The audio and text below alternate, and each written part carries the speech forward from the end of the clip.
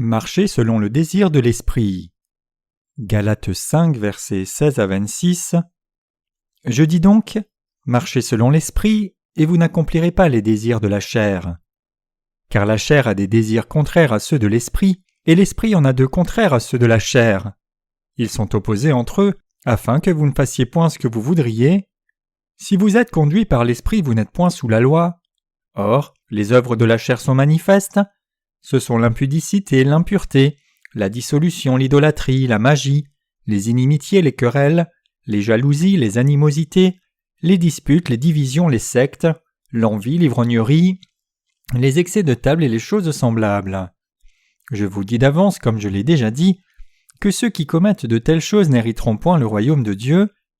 Mais le fruit de l'esprit, c'est l'amour, la joie, la paix, la patience, la bonté, la bénignité, la fidélité, la douceur, la tempérance. La loi n'est pas contre ces choses.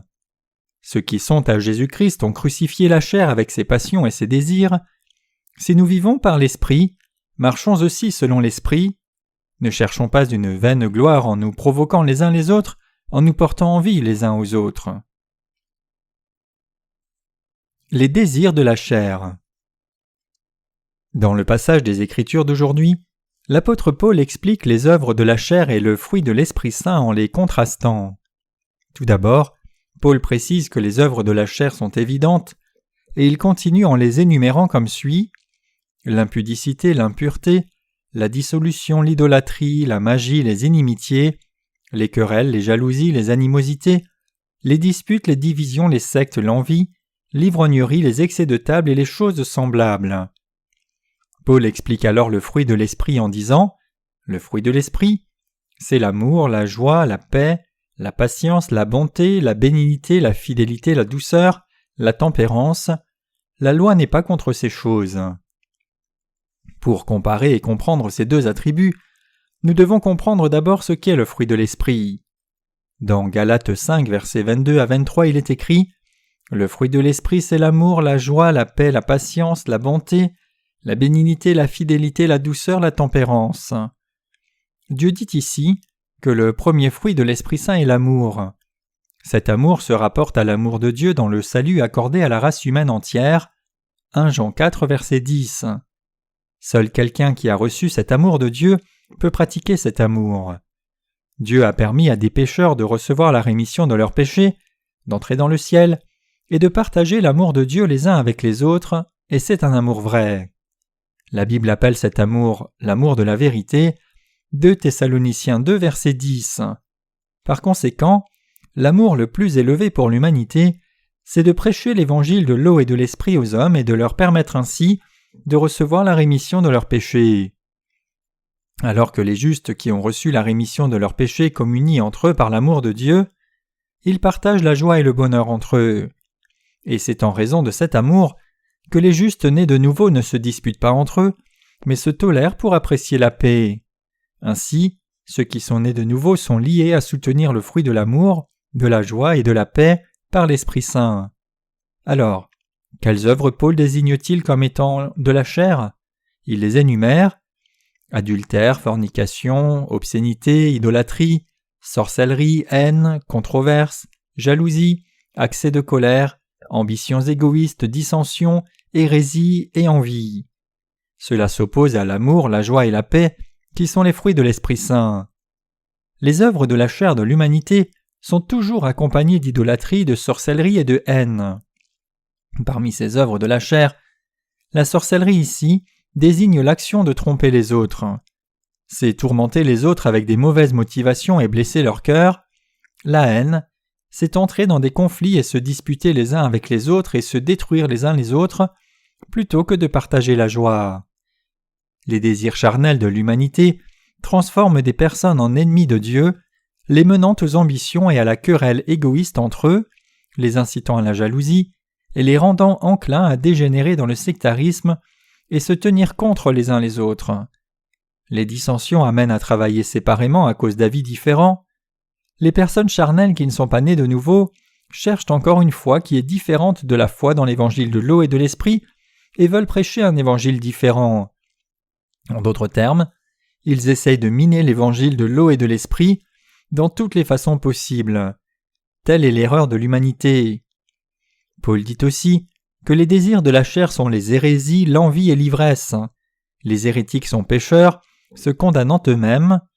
Tite 3, versets 10 à 11. Parce qu'ils ne croient pas dans l'évangile de l'eau et de l'esprit.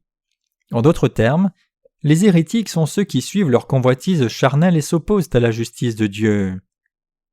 La Bible nous dit que Jéroboam est remarquable comme quelqu'un qui a lancé l'hérésie. Il faisait partie à l'origine du peuple de Dieu, mais une fois qu'il est devenu roi d'Israël, il a fait des pièces d'or et a amené son peuple à les adorer pour les empêcher d'aller à Jérusalem. Puisqu'il a suivi les désirs de sa chair, il a fini par commettre un grand péché en corrompant la vérité de Dieu. La Bible dit que l'ivresse et les divinations sont aussi des œuvres de la chair.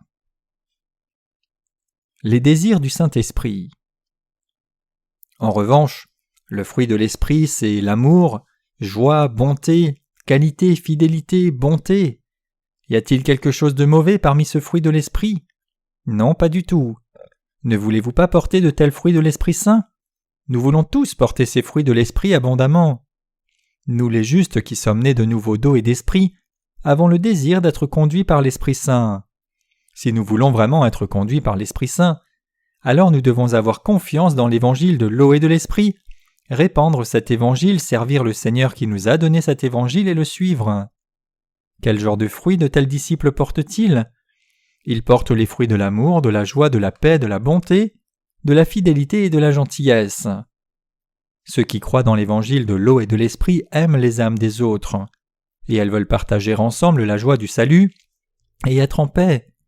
Nous ne voulons pas d'hostilité, mais nous voulons être en harmonie avec chacun. L'apôtre Paul nous dit de suivre le désir de l'esprit.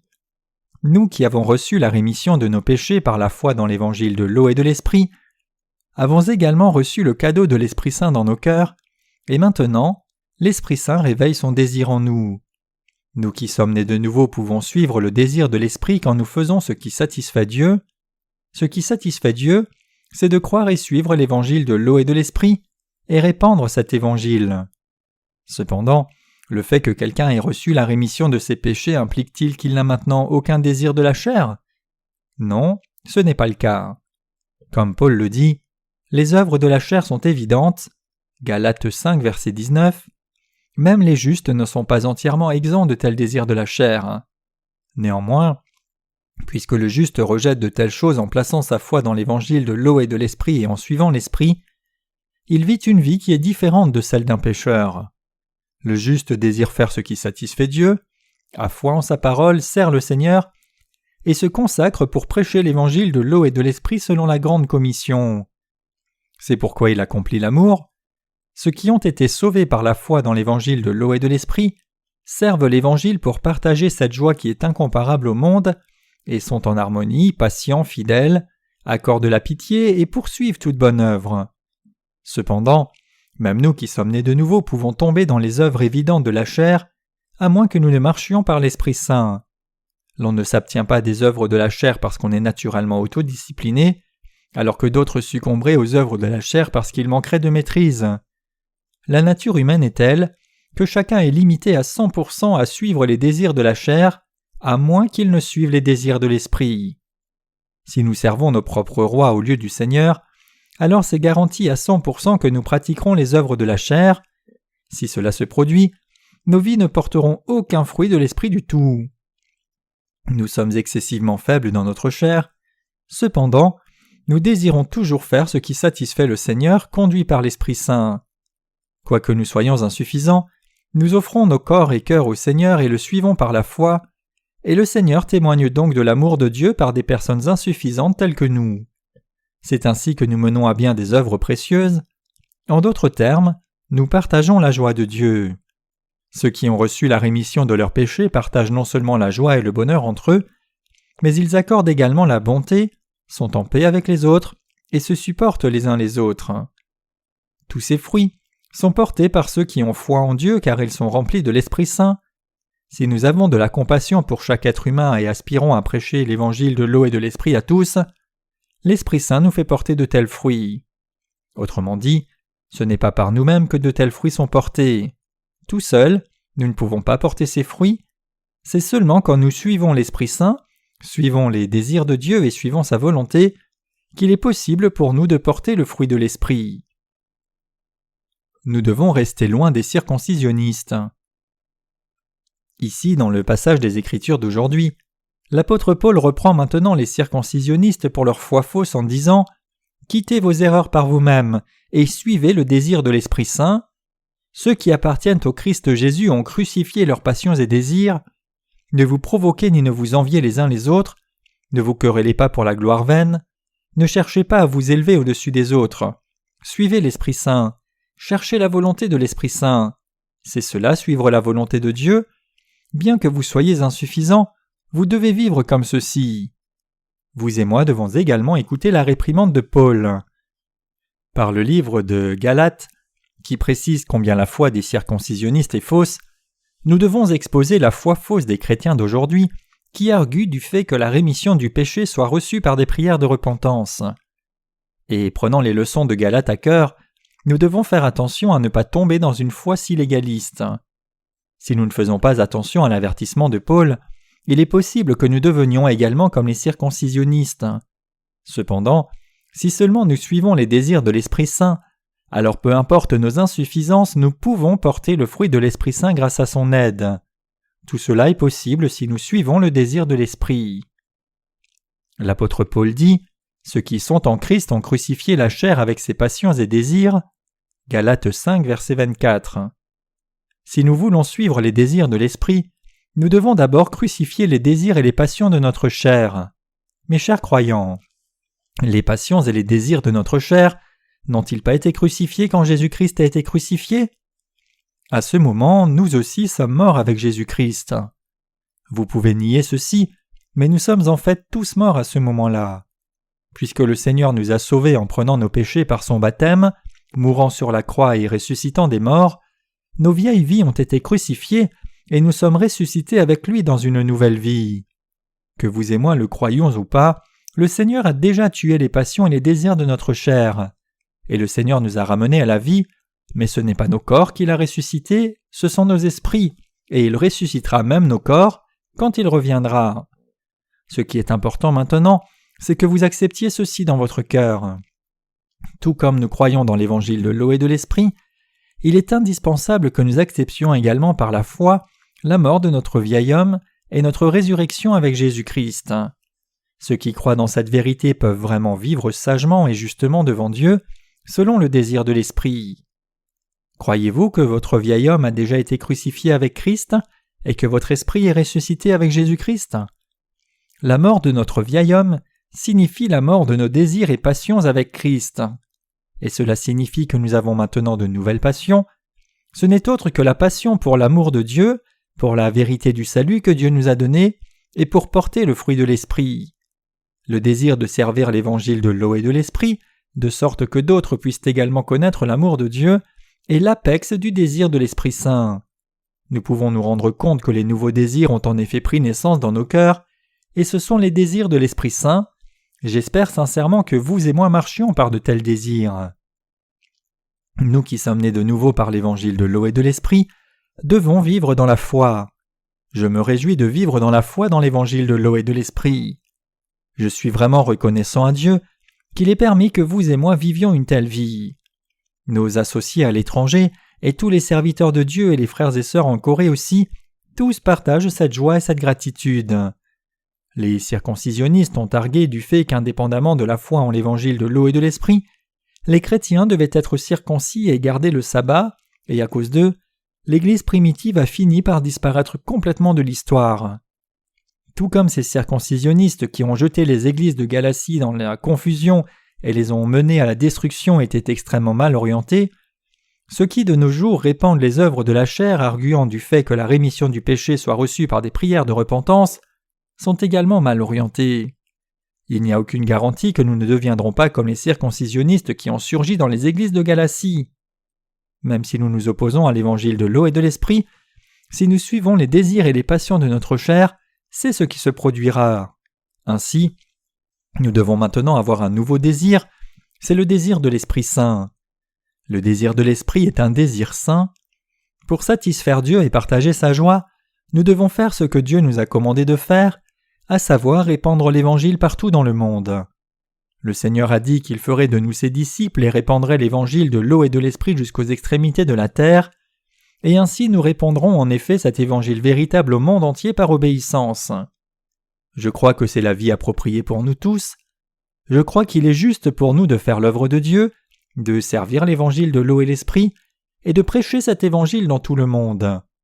Je crois que la vie qui est vécue par un tel désir de l'Esprit est une vie véritablement digne et appropriée. Le croyez-vous aussi?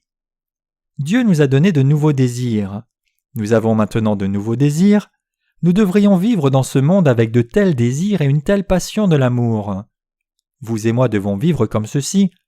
Nous devons vivre de cette façon jusqu'à la fin. Une fois né, chacun devra mourir et se tenir devant Dieu un jour.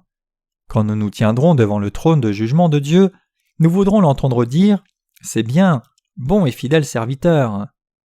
Dieu dit que ceux qui, même après avoir été sauvés par la foi dans l'évangile de l'eau et de l'esprit, vivent selon la convoitise de leur chair et ne servent pas l'évangile, sont plus mauvais que ceux qui n'ont pas reçu la rémission de leurs péchés. Ils feront face au jugement bien plus sévère. Matthieu 25, versets 14 à 30, Luc 12, versets 47 à 48. Nous devons garder cela à l'esprit. La convoitise de la chair ne connaît pas d'âge. Que l'on soit jeune ou vieux, la convoitise charnelle surgit dans chaque esprit. Quand les convoitises de la chair vous remuent, il y a une chose à laquelle vous devez penser d'abord, et c'est l'évangile de l'eau et de l'esprit. Vous devez admettre que vous êtes une personne si faible et que vos passions et désirs ont été déjà crucifiés avec le Seigneur, parce qu'il vous a sauvé par son baptême et sa mort sur la croix. Et vous devez vous consacrer au travail du service de l'évangile. Travailler pour servir cet évangile de l'eau et de l'esprit est la chose la plus bénie. Vous et moi devons avoir le désir de l'esprit et marcher selon lui. Le Seigneur dit « Cherchez d'abord le royaume de Dieu et sa justice, et toutes ces choses vous seront données par-dessus. » Matthieu 6, verset 33. Si nous cherchons sa justice dans nos vies, le Seigneur comblera chacun de nos besoins. Nous croyons que le Seigneur pourvoira aux besoins de notre chair en son temps. Nous devons prêcher l'évangile de l'eau et de l'esprit chaque jour. Si nous ne le faisons pas, il n'y a aucun moyen pour que tout le monde connaisse cet évangile véritable. Puisque la plupart des chrétiens ne comprennent pas ce dont parle la Bible alors qu'ils professent croire en Jésus, un trop grand nombre d'entre eux peuvent s'égarer. Jusqu'au jour où nous mourrons, nous devons prêcher cet évangile en long et en large. Comme vous et moi, ceux qui servent l'évangile de l'eau et de l'esprit sont les personnes qui suivent le désir de l'esprit. Ainsi, je suis reconnaissant à Dieu. Je suis si reconnaissant à Dieu. Bien que ma santé soit très faible et que mon corps ait peu de force, je n'abandonnerai jamais l'œuvre qui m'est confiée. Je ne peux pas simplement abandonner cette œuvre précieuse parce que Dieu me l'a confiée. Je veux mener à bien l'œuvre de Dieu jusqu'au moment où je rendrai mon dernier souffle, et je veux finir chaque œuvre qui m'a été confiée parce que je ne veux pas que cela soit empêché ou retenu. Aujourd'hui, nous avons téléchargé un nouvel e-book sur notre site web. Et rien qu'aujourd'hui, nous avons eu plus de 5000 visiteurs sur notre site.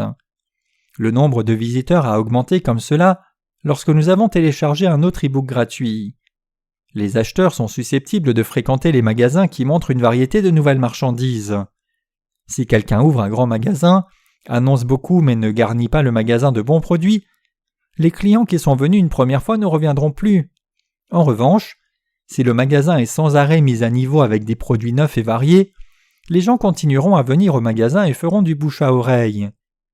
Nous continuerons à fournir du pain spirituel frais au travers de notre site web. Ces personnes qui découvrent l'évangile de l'eau et de l'esprit par notre site web ne peuvent pas nous rencontrer personnellement, mais ils nous connaissent par nos livres, et ainsi ils n'ont aucun autre choix que de compter sur notre ministère de littérature. C'est pourquoi par nos livres, nous devons fournir des solutions concrètes à tous les problèmes qu'ils peuvent rencontrer, qu'ils soient spirituels ou autres. Avant, je pensais également que la rémission du péché s'obtenait en faisant des prières de repentance, mais maintenant que j'ai lu ce livre, je me rends compte que les avocats des prières de repentance sont tout à fait mauvais. J'ai pensé que la différence entre ma foi et la leur était minime, mais maintenant que j'en sais plus, je vois qu'il y a une différence énorme. Si les gens peuvent réaliser cela à la lecture de ce livre, alors nous aurons réussi. C'est seulement quand ils saisissent cela qu'ils peuvent aussi répandre l'évangile de l'eau et de l'esprit à d'autres. N'auront-ils pas aussi le désir de l'esprit et voudront-ils le suivre? C'est une chose merveilleuse que leur cœur embrasse les désirs de Dieu. Leurs esprits désireront répandre l'évangile, rendre témoignage de la foi et rencontrer et être en communion avec les personnes justes. Quand ces désirs de l'Esprit Saint jaillissent en eux, nous pouvons servir l'évangile de l'eau et de l'esprit avec eux, et ainsi plus je sers cet évangile, plus je suis rempli de joie. Mes chers croyants, n'avez-vous pas maintenant la réponse claire à la question sur la façon dont vous devriez vivre? Comment devrions-nous vivre maintenant? Nous devrions vivre selon le désir de l'Esprit Saint. C'est la chose la plus heureuse et la plus merveilleuse qui soit. Mes chers croyants, il est maintenant l'heure de se réveiller du sommeil. Il est temps pour ceux qui sont endormis dans cet âge de se réveiller maintenant. Tant de désastres terrifiants arriveront. Si nous devions être frappés par des désastres inattendus, nous serions considérablement choqués. Récemment, une neige inopinément épaisse a jeté notre pays entier dans la confusion totale. À fin mars de cette année, nous avons eu les chutes de neige les plus importantes en 100 ans qui ont dévasté beaucoup d'endroits en Corée. Perdant toutes leurs propriétés, attristés et le cœur endurci, délaissés devant le désastre, certains ont même abandonné leur vie. Hier, la province de Chungcheong a été déclarée comme secteur sinistré. Imaginez que vous voyagez sur la route. Imaginez alors que des chutes de neige importantes s'abattent sur la route, vous bloquant dans votre voiture pendant 24 heures sans aucune nourriture. C'est ce qui s'appelle un désastre. Nous ne pouvons pas faire autrement que subir des dommages de tels désastres. Et le problème, c'est qu'ils tendent à devenir plus grands et plus fréquents. Il ne passera pas longtemps d'ici que nous allions et nous tenions devant Dieu, et j'espère et prie que nous, les derniers coureurs de l'Évangile, courrons davantage et atteindrons la ligne d'arrivée dans la gloire. La ligne d'arrivée n'est pas trop lointaine. Si vous croyez que Jésus ne viendra pas de sitôt et essayez d'avoir du plaisir sur votre chemin et de commettre des péchés dans votre vie en restant loin, obtenant des plaisirs hédonistes et les recherchant dans ce monde, alors au jour du Seigneur, quand la peste descendra sur le monde, votre chair mourra sûrement avec votre esprit. Par conséquent, nous devrions tous disposer notre foi pour faire face aux derniers jours, et plutôt que de tomber dans le monde, nous devrions vivre pour la justice de Dieu et nous tenir dans sa présence. Si nous sommes captivés par le parfum du monde dans nos vies, nous abandonnerons le Seigneur même s'il ne nous abandonne pas. Ainsi, ne soyons pas souillés par le péché, mais vivons avec la foi immaculée et pure, selon les désirs de l'Esprit, de sorte que nos cœurs ne soient pas corrompus pour finir par abandonner le Seigneur de nous-mêmes. Il y a beaucoup de gens qui ont quitté l'Église de Dieu et ils ne peuvent pas y retourner maintenant. Ils ne peuvent pas revenir parce qu'ils aiment le monde davantage que le Seigneur. Pendant que leurs cœurs sont souillés par tant de maux, ils ne peuvent pas hériter de l'Église pure. Vous devez garder cela à l'esprit. La Bible nous dit « Rappelez-vous l'épouse de Lot » Luc 17, verset 32. En fait, ce n'est pas l'épouse de Lot seulement, mais Lot lui-même aussi, qui ont été détruits corps et esprit pour avoir aimé le monde et suivi les désirs de la chair. Même si vous n'avez pas éprouvé ce genre de tragédie, vous devez connaître la fin d'une telle vie par la foi dans la parole de Dieu. Nous devrions tirer une leçon importante à la vue du nombre de personnes justes qui ont péri comme ceux-ci avant nous pour avoir suivi les désirs de la chair. Par conséquent, nous ne devons pas envier quelqu'un ni être vaniteux. Pourquoi les gens sont-ils vaniteux? Parce qu'ils ne peuvent pas rejeter les passions et les désirs de leur chair et ne veulent pas vivre selon les désirs de l'esprit. Dieu nous a tout dit.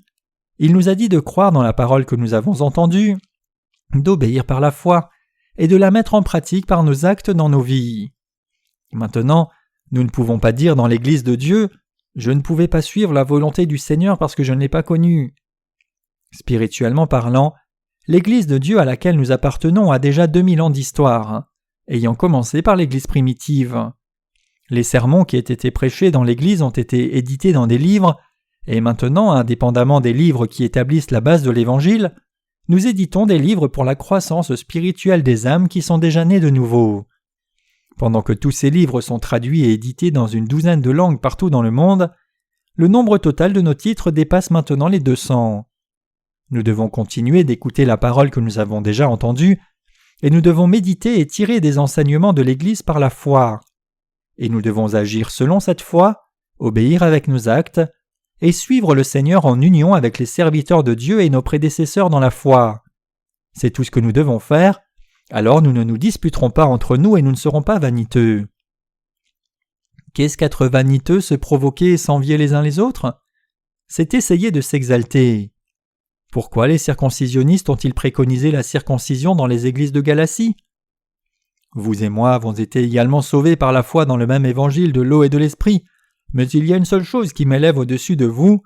En regardant de plus près, je vois que vous ne connaissez pas très bien la circoncision.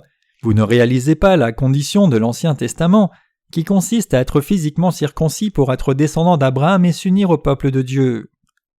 Pensant comme cela, les circoncisionnistes ont élevé leur circoncision physique et ont essayé de supprimer ceux qui avaient reçu la rémission du péché avant eux en disant « Avez-vous été circoncis ? Je vois que non, recevez la circoncision. Si vous êtes maintenant circoncis, vous êtes mon proche, vous serez avec moi. » Ils ont eu recours à cela parce qu'ils ne pouvaient rejeter les convoitises de leur chair et essayer de s'exalter eux-mêmes.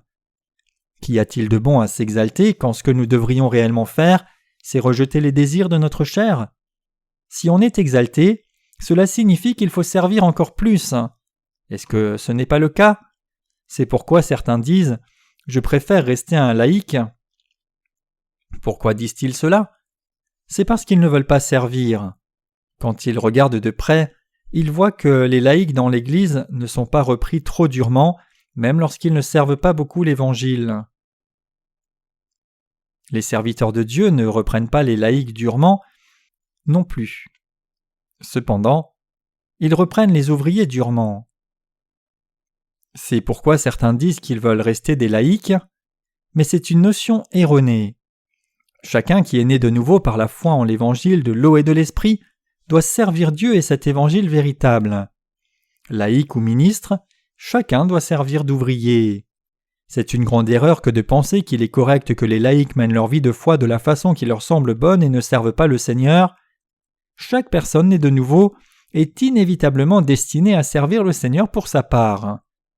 D'une certaine façon, il peut être bien plus difficile de mener une vie de foi comme laïc. Ceci parce qu'ils ne vivent pas entièrement pour le Seigneur, mais en même temps ils ne vivent pas entièrement dans le monde non plus. Ainsi, ne devraient-ils pas alors réussir dans l'Église et dans le monde aussi? Ceci peut être plus dur pour eux. Quelqu'un qui est entièrement fidèle à un seul maître peut gagner sa notoriété, être recommandé et béni s'il est fidèle à ce seul maître, et ainsi cela peut sembler plus facile. Quoi qu'il en soit, chacun doit être un serviteur de Dieu au moins dans son cœur. Bien que nous soyons les enfants de Dieu, nous devons également devenir ses serviteurs. Nous sommes nés de nouveau d'eau et d'esprit, et nous devons donc vivre dans la foi avec le cœur des ouvriers de Dieu. N'importe combien quelqu'un pourrait nous évaluer, ne nous laissons jamais secouer mais vivons dans les désirs de l'esprit. Vivre comme ceci est ce qu'il y a de plus béni et c'est avoir la foi la plus pure qui soit.